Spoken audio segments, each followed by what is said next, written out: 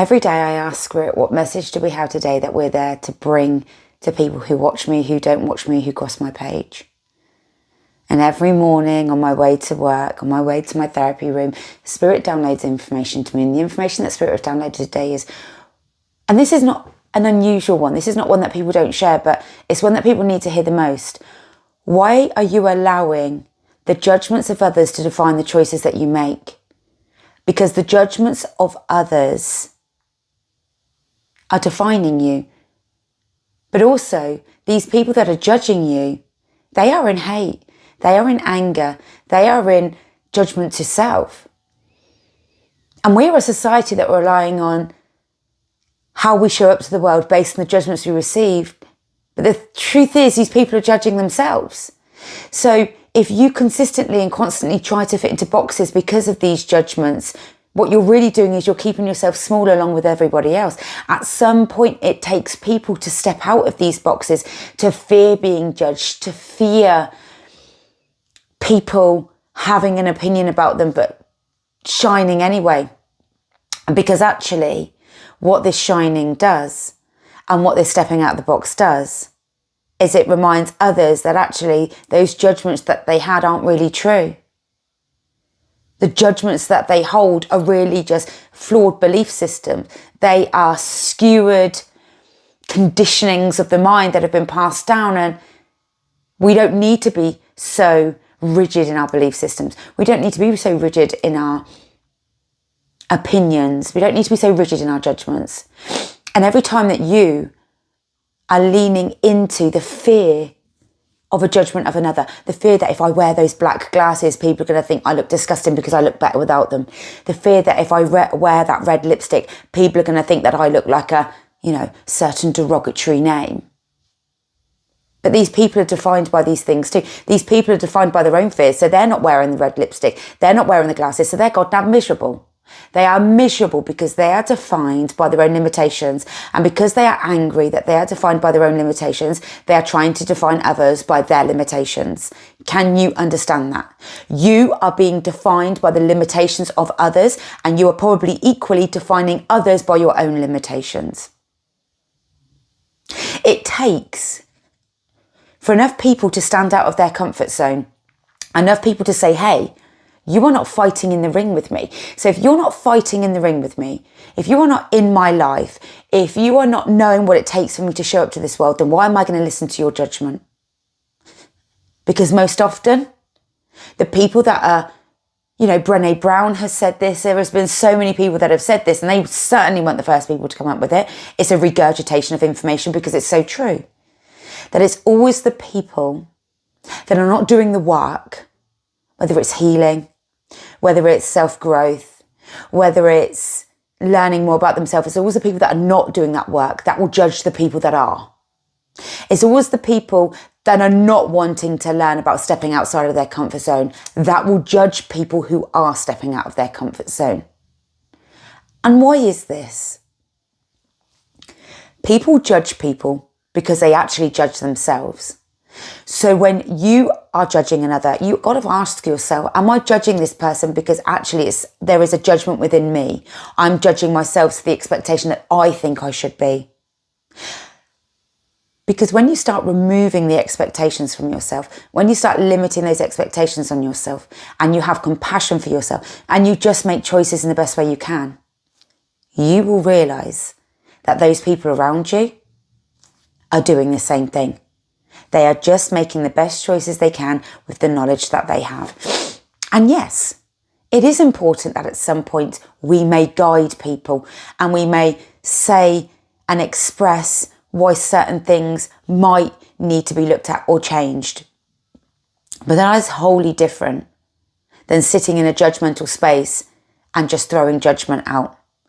Throwing judgment out doesn't serve anybody. Now, does this mean you're never going to pass judgment? Of course it doesn't. You're human. You have to know when you're passing judgment.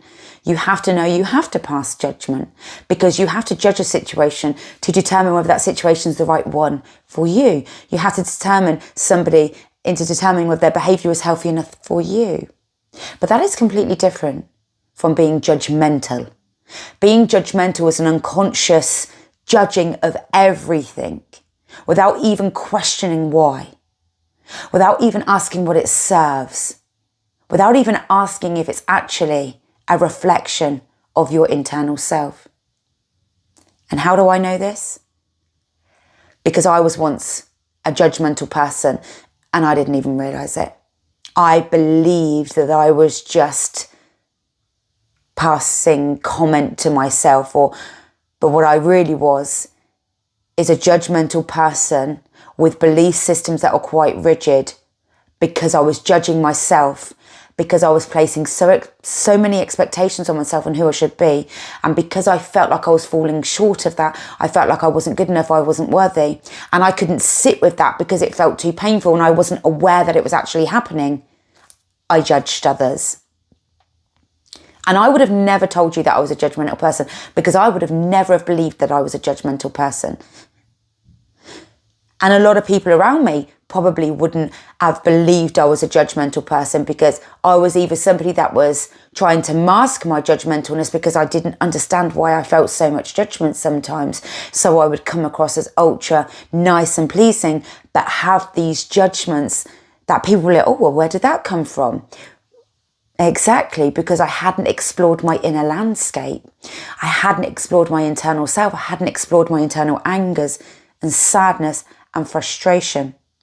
So when I'm doing this video, I'm not doing it to judge you or to judge anyone that judges anyone, or to tell you that you should hate the people that judge you. But what I am here to say is,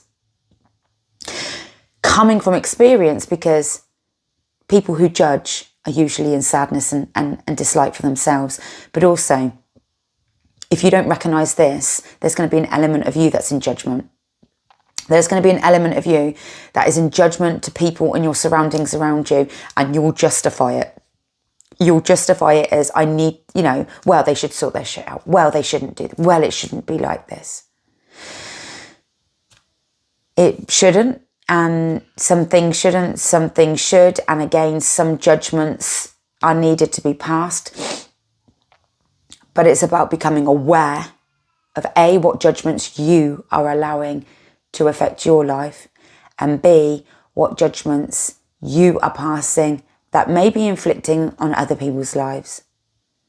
I love that Spirit give me these small downloads, because what they do is they encourage us to reflect.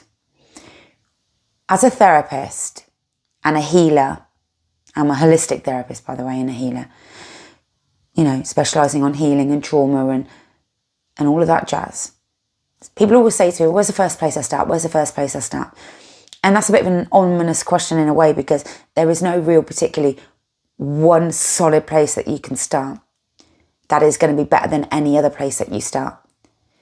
But a place that you may start in your healing journey is starting to sit and reflect and observe self. Observe some of your behaviours.